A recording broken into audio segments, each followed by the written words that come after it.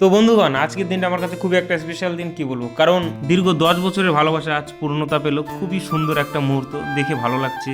যে দেখো, পালিয়ে বিয়ে সবাই করতে পারে, কিন্তু দুটো ফ্যামিলিকে মানিয়ে বিয়ে করাটা খুবই টাফ, যেটা সবাই পারে না। তো আজকে আমার বন্ধুর বিয়ের পাকা কথা হয়ে গেল, খুব ভালো লাগছে, খুব সুন্দর একটা মুহূর্ত। আর তাদের ভালোবাসা পূর্ণতা পেল। অনেক ঝামেলা দেখেছি তাদের, মন খারাপ হয়েছে, তাদের মধ্যে আপ ডাউন হয়েছে অনেক। হ্যাঁ, কিন্তু কিন্তু এরপরও কিন্তু আজকে তারা দুজনে এক।